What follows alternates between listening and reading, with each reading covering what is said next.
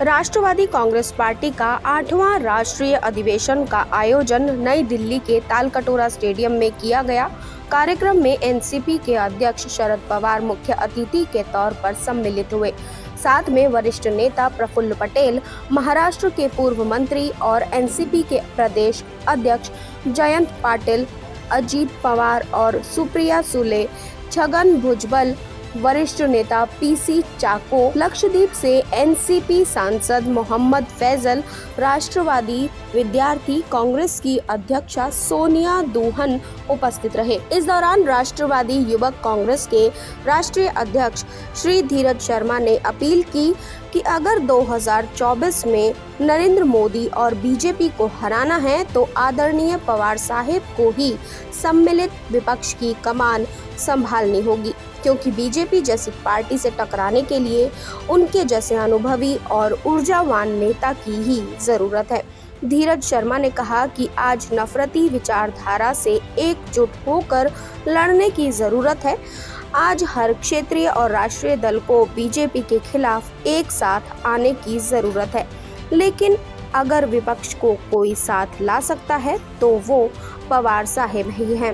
इस अवसर पर आदरणीय शरद पवार ने इस सफल आयोजन के लिए राष्ट्रवादी युवक कांग्रेस के अध्यक्ष धीरज शर्मा और राष्ट्रवादी विद्यार्थी कांग्रेस की अध्यक्ष सोनिया दुहन का आभार जताया।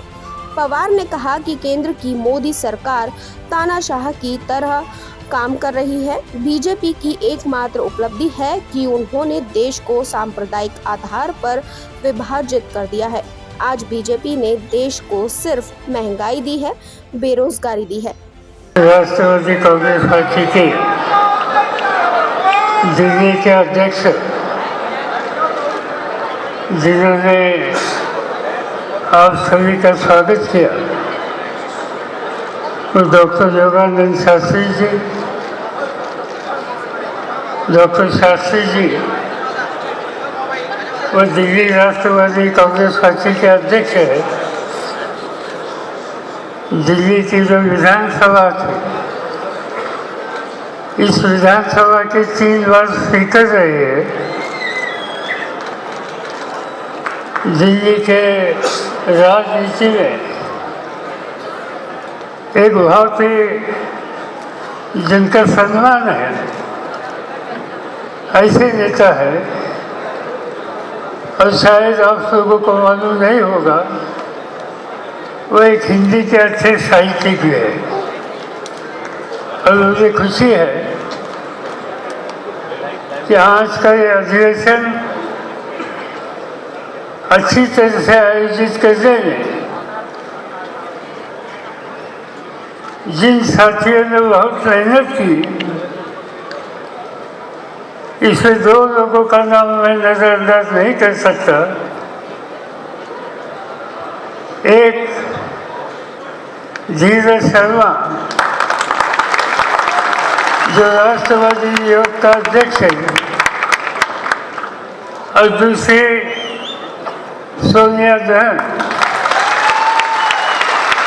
जो विद्यार्थी संगठन की देश की प्रमुख है। और दूसरी एक बात है कि यह पूरा अधिवेशन, इसकी संकल्पना, इसकी व्यवस्था, इसका पूरा इंतजाम यूथ कांग्रेस और विद्यार्थी कांग्रेस ने किया है। मेरे तमाम राष्ट्रवादी कांग्रेस पार्टी के साथी, युवा साथी और विद्यार्थी संगठन के मेरे साथियों का मैं हार्दिक अभिनंदन करता हूं। साथियों, आज हम सब लोग राष्ट्रवादी कांग्रेस पार्टी के 8वें राष्ट्रीय अधिवेशन पे हम लोग दिल्ली में उपस्थित हुए हैं।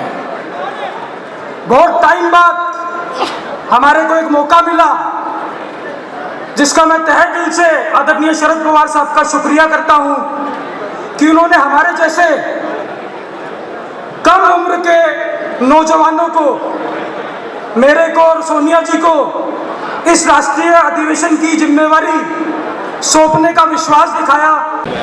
राष्ट्रवादी कांग्रेस पार्टी एनसीपी का 8वां राष्ट्रीय अधिवेशन दिल्ली में ताल कटोरा स्टेडियम में संपन्न हुआ है और आज हमने फिर से हमारे राष्ट्रीय अध्यक्ष शरद पवार जी इनकी पुनश्च राष्ट्रीय अध्यक्ष के तौर पर हमने चुनाव करके उस प्रक्रिया से उन्हें वापस वहाँ पर नियुक्त किया है।